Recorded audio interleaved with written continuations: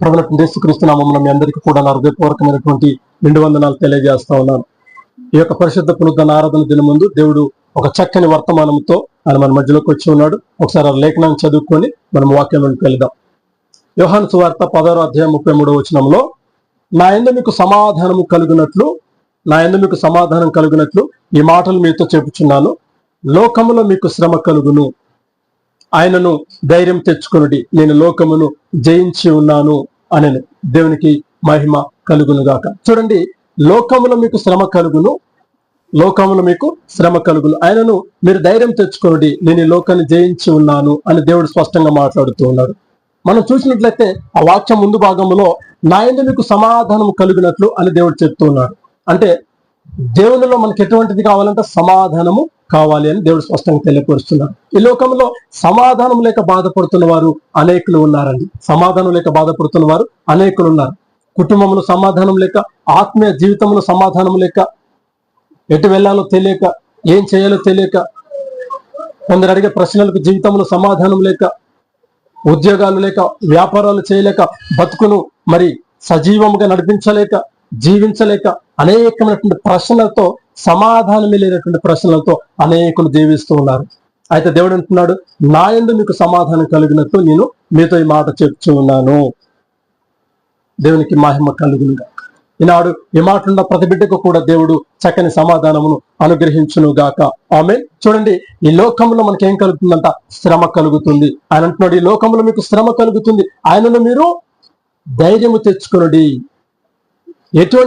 ఈ లోకంలో ఎటువంటి శ్రమలు ఉన్నాయి? అనేకమైనటువంటి బాధలు ఉన్నాయి, శోధనలు ఉన్నాయి, ఇరుకులున్నాయి, ఇబ్బందులు ఉన్నాయి. కుటుంబంలో నెమ్మది లేక, భార్య భర్తల మధ్య సమాధానం లేక, తండ్రి కొడుకుల మధ్య సమాధానం లేక, ఈ లోకంలో అనేకమైనటువంటి శ్రమలు అనుభవిస్తున్నవారు, శోధనలు, అపాధి పెట్టే శోధనల ద్వారా అనేకులు శ్రమలు అనుభవిస్తూ ఉన్నారండి. శ్రమలు లేనటువంటి కుటుంబాలు ఈ రోజుల్లో లేవు. ఎందుకు అంటే ప్రతి విషయంలో కూడా ఏదో ఒక చిన్న శ్రమను ఎదుర్కొంటూ ఉన్నారు. అయితే దేవుడు అంటున్నాడు, ధైర్యము వహించుడి, ధైర్యము వహించుడు. ఎందుకు అంటే ఆయన ఈ లోకాన్ని జయించి ఉన్నాడు. ఈ లోకంలో ఉన్నటువంటి మనకు జయించిన యేసయ్య తోడుగా ఉన్నప్పుడు మనకెదిరే ప్రతి సమస్యను కూడా ఆయన జయించేటువంటి, అంటే మనం జయించేటువంటి గొప్ప శక్తిని దేవుడు మనకు అనుగ్రహిస్తాడు. దేవునికి మహిమ కలుగును గాక. దేవునికి మహిమ కలుగును గాక. అయితే జయించేటువంటి అనుభవంలోనికి మనము రావాలి. ఈ లోకంలో అనేకమైన శ్రమలు మనకు కలుగుతాయి, అనేకమైనటువంటి శ్రమలు మనకు కలుగుతాయి. అయితే జయించిన అనుభవంలోనికి మనము రావాలండి. జయించిన అనుభవంలోనికి మనం వచ్చినప్పుడే దేవుడు మన జీవితాలలో కార్యాలు చేస్తాడు.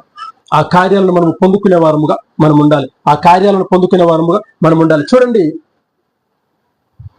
బైబిల్ లేఖనాలు మనం చూసినప్పుడు యోబు గారు దేవుని ద్వారా గొప్ప సాక్ష్యాన్ని పొందుకున్నాడు.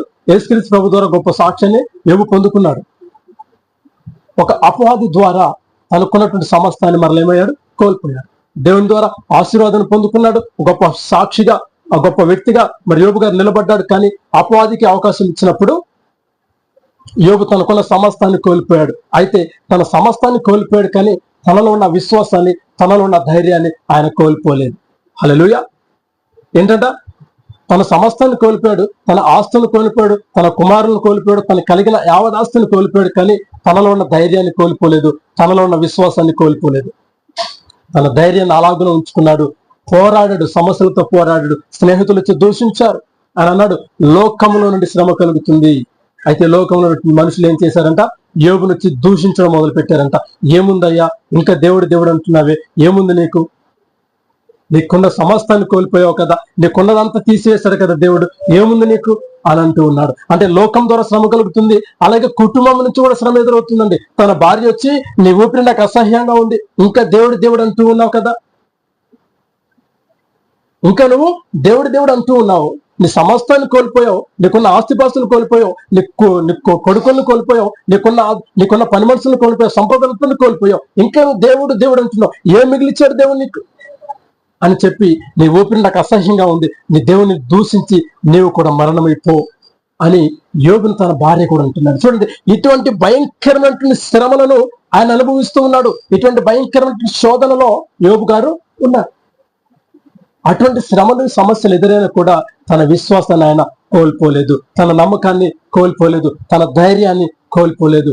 దేవుని యందు తనకున్నటువంటి ఆ ధైర్యాన్ని అలాగున నిలిపాడు, తన విశ్వాసాన్ని అలాగున నిలుపుకున్నాడు. దేవునికి మహిమ కలుగునుగా. ఎన్ని శ్రమలు ఎదురొచ్చినా కూడా తనకు కలిగినటువంటి ఆ విశ్వాసాన్ని ధైర్యాన్ని కోల్పోలేదు. ఆయన అంటాడు, నేను లోకానికి దిగంబరిగా వచ్చాను. నేను వచ్చినప్పుడు ఏమీ తీసుకురాల. ఈ సంపదలు నాతో పాటు లేవు, ఈ మనుషులు నాతో పాటు లేరు, ఈ ఆస్తిపాస్తుడు నాతో పాటు లేదు, ఈ గౌరవం నాతో పాటు లేదు. నేను ఈ లోకానికి ఏమి లేనివాడిగా వచ్చాను, దిగంబరిగా వచ్చాను. అలాగే ఏమి లేనివాడిగా నేను వెళ్ళిపోతాను, దిగంబరిగానే నేను వెళ్ళిపోతాను. దేవుడు నాకు ఇచ్చాడు, ఆయన మరలా తీసుకున్నాడు. ఆయన నామానికి మహిమ కలుగును గాక. హల్లెలూయా. చూడండి, ఆ మాటలు అనేకులను ఆత్మీయ స్థితిలో ధైర్యముతో నింపుతూ ఉన్నాయి. ఎవరైతే ఆత్మీయ స్థితిని కోల్పోయారో ఈ మాటలు కనుక మనం చదివినప్పుడు మనలో తెలియనటువంటి ఒక బలాన్ని ఆ మాటలు మనలో నింపుతూ ఉన్నాయి. దేవునికి మహిమ కలుగును గాక. యోబు అంతటి గొప్ప విశ్వాసాన్ని కలిగి ఉన్నాడు, అంతటి గొప్ప ధైర్యాన్ని ఆయన కలిగి ఉన్నాడండి. మనం ఎప్పుడైతే విశ్వాసమందు స్థిరమై ఉంటామో, పాపము మనలో ఉన్న శ్రమ మనకెదురైన శోధన మనకెదురైనా కూడా చూడండి, ఎరుకో గోడ లాంటి సమస్యలు ఎదురొచ్చాయి. వారు ఆ ప్రాంతానికి వెళ్ళాలంటే, ఆ రాజ్యాన్ని రాకని స్వతంత్రించుకోవాలంటే వారికి ఎదురుగా ఉన్నాయి ఏంటయ్యా? ఎరుకో గోడలు. మరి వారు ఏం చేశారు? వెళ్ళి మరి ఆ పలుగు గొడ్డలతో కోలగొట్టారా? లేదు. దేవుడు చెప్పాడు, నేను మీతో ఉన్నాను అన్నాడు. నేను చెప్పింది చేయమన్నాడు. దేవుడు మాతో ఉన్నాడు, ఆయన యుద్ధం చేస్తాడు అన్న ధైర్యంతో, విశ్వాసంతో దేవుడు ఏదైతే చెప్పాడు అలాగున ప్రజలందరూ చేశారు. ఆ ప్రజలు అలాగున చేసినప్పుడు ఆ ఎరుక గోడలు అలాగున కూలిపోవడం మనం చూస్తూ ఉన్నాం. దేవుడు ఏదైనా చేయగలడు. ఎందుకు తెలుసా? ఆయన ఈ లోకాన్ని జయించినటువంటి వాడు. హల్లెలూయా. ఆయన ఈ లోకాన్ని జయించినటువంటి వాడు. లోకాన్ని జయించిన దేవుడు మనతో ఉన్నప్పుడు మనకు నిత్య జయము కలుగుతుంది. అయితే ఈ లోకంలో నీకు కొన్ని శ్రమలు ఏర్పడతాయి, కానీ ఆ శ్రమలను చూసి నువ్వు భయపడేవాడిగా నువ్వు ఉండకూడదు. శ్రమ దినమున నువ్వు కృంగిపోయిన వ్యక్తిగా నువ్వు ఉండకూడదు. ఎందుకంటే దేవుడు ఈ లోకాన్ని జయించాడు కదా. నీ శ్రమను కూడా నువ్వు జయించేటువంటి గొప్ప శక్తి, బలం చేత దేవుడు నిన్ను నింపును గాక. ఆమేన్. ఆమేన్. దేవుడు ఇంకో మాట అంటున్నాడండి, యోహాను సువార్త 14:27లో, శాంతిని మీకు అనుగ్రహించి వెళుచున్నాను, నా శాంతిని మీకు అనుగ్రహించి వెళుతున్నాను. లోకం ఇచ్చినట్లుగా నేను మీకు అనుగ్రహించడం లేదు, కానీ మీ హృదయమును కలవరపడనీయకుడి, వెరవనీయకుడి అని దేవుడు మాట్లాడుతున్నారు. ఏంటంట? శాంతిని మీకు అనుగ్రహిస్తున్నాను. అక్కడ ఫుట్నోట్లో రాయబడి ఉంటుందండి, సమాధానమును మీకు అనుగ్రహిస్తూ ఉన్నాను, నా సమాధానమునే మీకు అనుగ్రహించి వెళుతున్నాను. ఈ లోకం ఇచ్చినట్టుగా నేను మీకు ఇవ్వట్లేదు కదా, కాబట్టి మీ హృదయాన్ని కలవరపడనీయకుడి. లోకము మనకు శ్రమనిస్తుంది, లోకంలో మనకు శోధన ఎదురవుతుంది. ఈ లోకం ద్వారా మనకు అనేకమైనటువంటి శ్రమలు కలుగుతున్నాయి. ఈ లోకస్తుల ద్వారా మనం దూషించబడుతున్నాము. ఈ లోకం ద్వారా మనం శ్రమలు ఎదుర్కొంటూ ఉన్నాం. అయితే లోకం ఇచ్చినట్టుగా నేను మీకు ఇవ్వట్లేదు, కానీ నా సమాధానముని మీకు అనుగ్రహించి వెళుతున్నాను, నా శాంతిని మీకు అనుగ్రహించి వెళుతున్నాను. కనుక మీ హృదయాన్ని కలవరపడనీయకుడి, మీ హృదయాన్ని వెరవనీయకుడి అని దేవుడు స్పష్టంగా మాట్లాడుతున్నారు. కాబట్టి ప్రియ సహోదరి సహోదరుడా, ధైర్యం వహించిన వారముగా శ్రమలలో, శోధనలో, మనకు కలిగిన ఇబ్బందుల్లో, మనకు కలిగినటువంటి సమస్తమైనటువంటి శోధన అంతటి నుంచి కూడా మనం ఎలాగుండాలంటే ధైర్యం తెచ్చుకున్న వారముగా ఉండాలి. ఇగో, జయించిన దేవుడు నాతో ఉన్నాడు, ఈ దినము ఈ శ్రమ నాతో ఉంటుంది, కానీ రేపటి దినము ఈ శ్రమ నా నుండి శాశ్వతంగా దూరం అయిపోతుంది. ఆమేన్ అన్న కాన్ఫిడెన్స్, అన్న ధైర్యము మనలో ఉండాలి. ఇటువంటి ధైర్యాన్ని దేవుడు మీ హృదయాంతరంగంలో నింపును గాక. ఆమేన్. చిన్న ప్రార్థన చేద్దాం.